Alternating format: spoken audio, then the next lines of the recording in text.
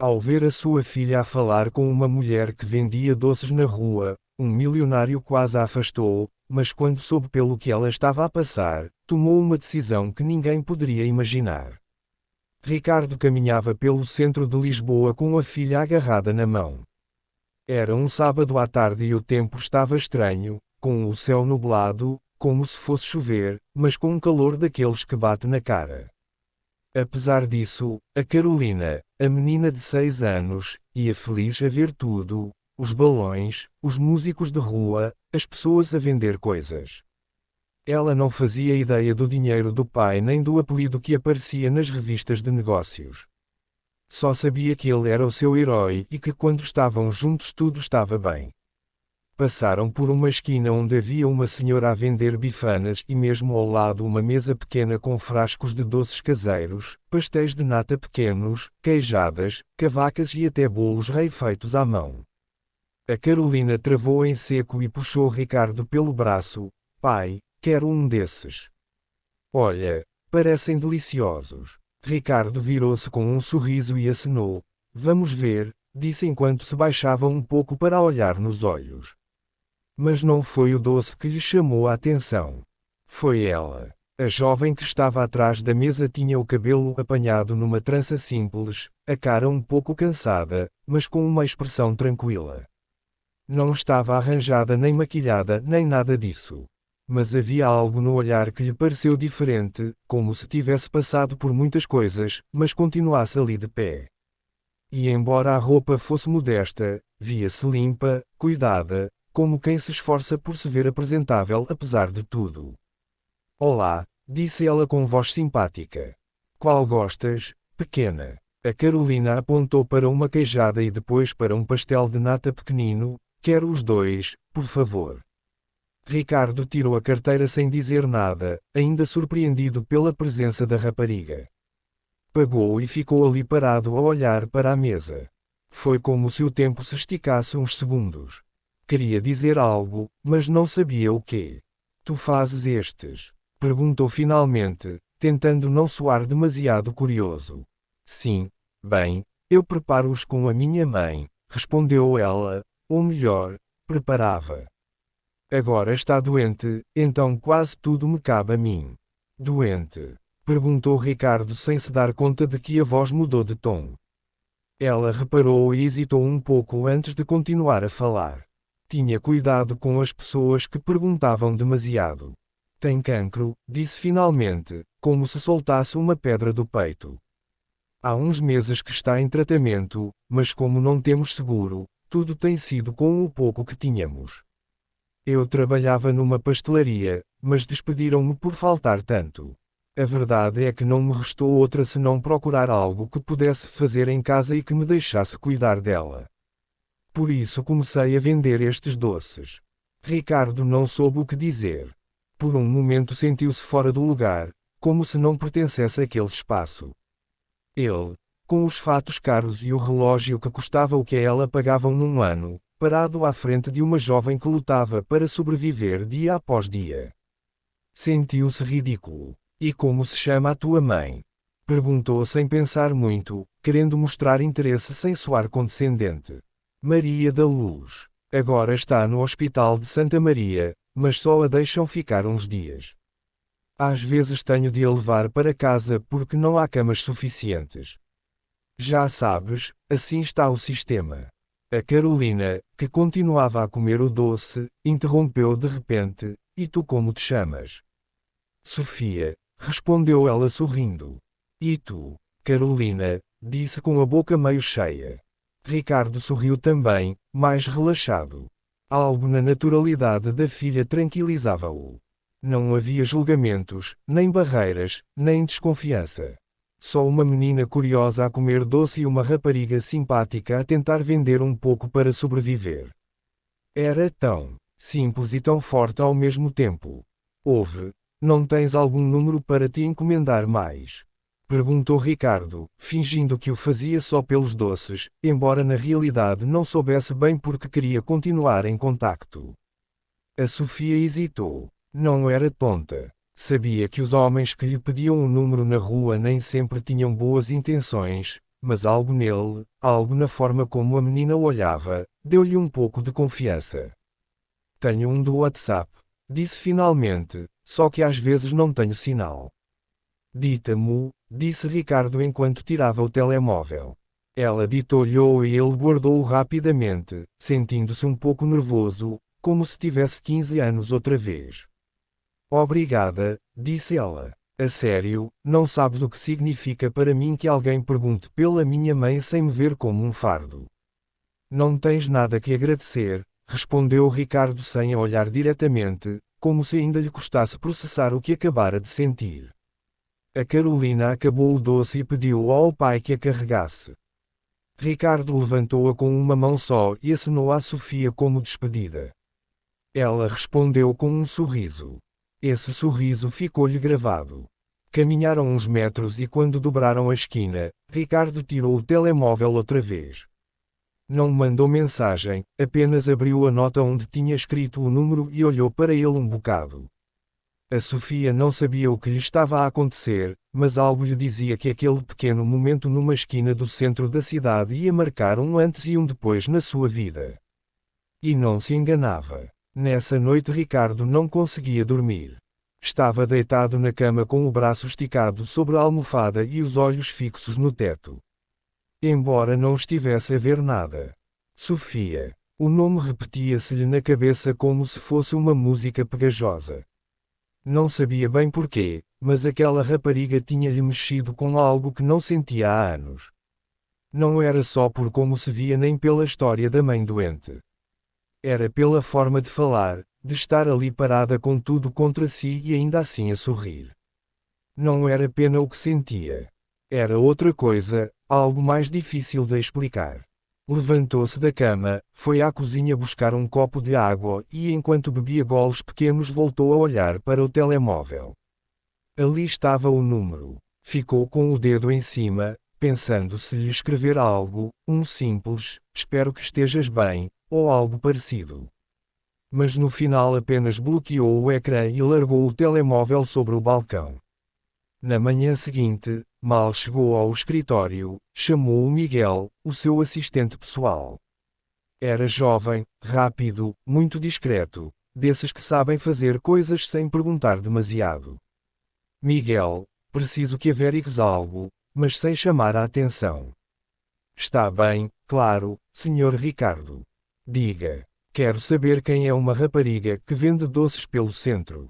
Está na rua perto da Igreja Velha, mesmo na esquina com um posto de bifanas. Chama-se Sofia. Vive com uma mãe, que está doente. É tudo o que tenho. O Miguel olhou-o com cara de dúvida, mas não disse nada. Apenas acenou e saiu do escritório. Estava habituado a este tipo de pedidos, embora normalmente fossem para verificar perfis de possíveis sócios, não de raparigas que vendiam queijadas na rua. Ricardo ficou sozinho, mas não conseguia concentrar-se. Tinha uma reunião importante numa hora e os papéis estavam espalhados sobre a secretária, mas nada lhe entrava. Só via a cara da Sofia quando falava da mãe e essa forma como a Carolina se lhe tinha aproximado como se a conhecesse de antes. Não era comum a filha se afeição a alguém tão depressa. Nesse mesmo dia, à tarde, o Miguel voltou com o que tinha descoberto. Bem, o que se conseguiu. Chama-se Sofia Martins. Tem 26 anos. Vivia com a mãe num apartamento pequeno, mas há pouco mudaram-se para uma zona mais barata, perto do mercado do Alvalade. A senhora Maria da Luz está em tratamento por cancro do útero. Já levou 3 quimioterapias. O SNS não lhe as cobriu todas, então tiveram de pagar muitas coisas por conta própria. Ricardo ouvia sem interromper. Parecia-lhe incrível como alguém tão jovem podia estar a carregar com algo tão pesado sem se partir. E ela? Perguntou. Trabalhava numa pastelaria perto do parque, mas despediram-na por faltar muito. Às vezes viam-na a dormir no hospital, nas cadeiras, ou a chegar com os olhos inchados. Dizem que era boa funcionária, mas a patroa não teve paciência. Ricardo apertou a mandíbula. Incomodava-o esse tipo de coisas. Pessoas que não percebiam que há prioridades maiores que um maldito horário. Tem companheiro. Nada confirmado. Alguns dizem que tinha um namorado há tempo, mas que já não está. Ninguém o viu há meses. E como vive agora? Do que vende? Os doces falos ela. Compra os ingredientes no mercado e depois prepara tudo em casa. Há dias que não vende quase nada e outros que lhe corre melhor, mas nada seguro. Tem dívidas com o hospital e com a senhora que lhes aluga o quarto. Já a ameaçaram com a expor na rua. Ricardo respirou fundo. Não sabia o que fazer com tudo isso. Não queria que soasse a pena, mas não podia ficar de braços cruzados. Nos dias seguintes, Ricardo começou a aparecer na mesma esquina com a Carolina. Não todos os dias, mas com regularidade suficiente para a Sofia começar a esperá-los. A menina corria sempre para ela como se fosse família, e a Sofia recebia-a com um carinho genuíno que tocava Ricardo. Começaram a conversar mais. Ele perguntava como estava a mãe, se precisavam de algo, se tinham conseguido avançar com o tratamento. A Sofia contava-lhe que a última químio tinha sido muito forte, que a mãe vomitava tudo e quase não comia, mas continuavam a lutar. Não havia opção. Uma tarde, Ricardo tomou uma decisão. Falou com um médico de confiança que trabalhava num hospital privado. Explicou-lhe a situação sem dar nomes e pediu-lhe uma consulta para a mãe da Sofia sem custo. O médico aceitou, mas precisavam de a levar lá. Ricardo hesitou um pouco. Não sabia como lhe propor isso sem que soasse estranho. No final decidiu mandar uma mensagem. Nada complicado, apenas lhe escreveu: conheço um médico muito bom. Pode ver a tua mãe sem cobrar. Se quiseres, passo-te o contacto. A Sofia demorou a responder. Esteve horas sem abrir a mensagem. Quando finalmente a leu, não soube o que pensar. Queria aceitar, claro que queria. Mas algo dentro dela dizia-lhe que não devia confiar tão facilmente. Ainda assim, respondeu com um obrigada. Vou pensar nisso. 2 dias depois ela própria lhe escreveu: ainda vale a oferta do médico. Ricardo sorriu sozinho no meio do escritório. Respondeu-lhe com a morada, a data e a hora. Tudo pronto. Quando chegou o dia, a Sofia levou a mãe ao hospital privado. Entraram e tudo era diferente. O cheiro, os corredores, o atendimento. A senhora Maria da Luz ia nervosa, perguntando a toda a hora quanto ia custar, se era mesmo grátis, se não as iam pôr fora por não terem seguro. A Sofia acalmava-a como podia. O médico atendeu-as bem, com paciência. Reviu os estudos anteriores, mandou fazer novos e explicou-lhes em detalhe que tratamento se podia seguir. Até lhes deu acesso a uns medicamentos com desconto através de uma fundação. Quando saíram, a Maria da Luz chorava. A Sofia também, mas tentava aguentar-se. Quem pagou tudo isto? Perguntou a senhora. Não sei, respondeu a Sofia, mas sabia. Nos dias seguintes, a Sofia começou a olhar para Ricardo de forma diferente. Não porque soubesse com certeza que ele estava por trás de tudo isso, mas porque o intuía. Mas não o dizia. Ela não queria depender de ninguém. Já tinha tido demasiadas desilusões na vida. Ricardo, por seu lado, continuou a ajudar discretamente.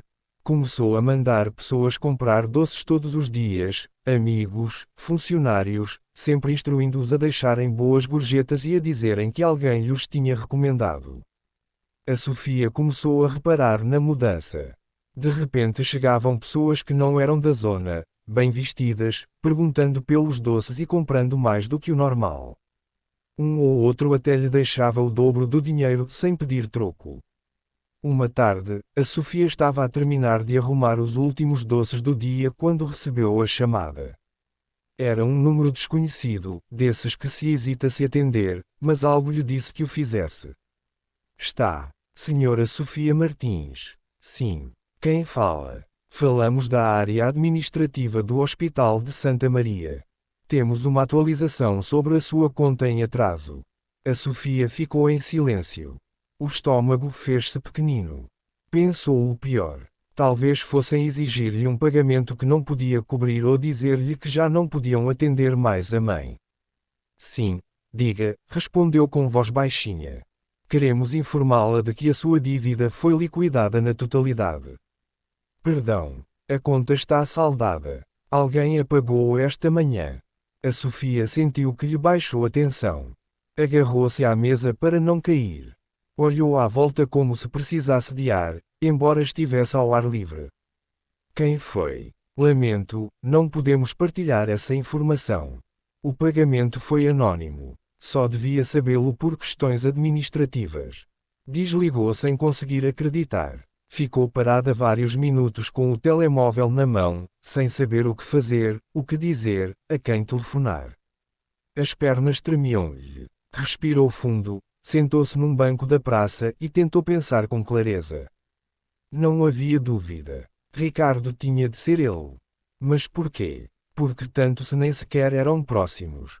Se mal o estava a conhecer, se não tinha feito nada para merecer esse tipo de ajuda. Encheram-se-lhe os olhos de lágrimas, mas limpou-as depressa. Não queria chorar na rua. Não queria que as pessoas a vissem como mais uma que sofre.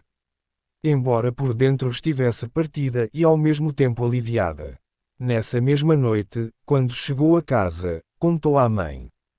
A Maria da Luz não percebia nada. Como é que alguém pagou? Quem? Não sei. Não me quiseram dizer. Mas acho que foi o Sr. Ricardo. Esse. O da menina. Sim. Não me disse, mas tem estado muito atento. E ultimamente têm acontecido muitas coisas estranhas.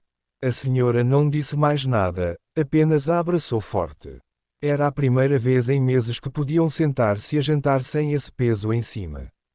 A Sofia ainda tinha outras dívidas, mas a do hospital era a maior, a que mais a afogava. No dia seguinte, não sabia como agir. Devia dizer-lhe algo, agradecer diretamente, fazer-se que não sabia. Não queria pô-lo numa posição desconfortável, nem parecer que esperava mais. Então decidiu agir normal, como se nada tivesse acontecido.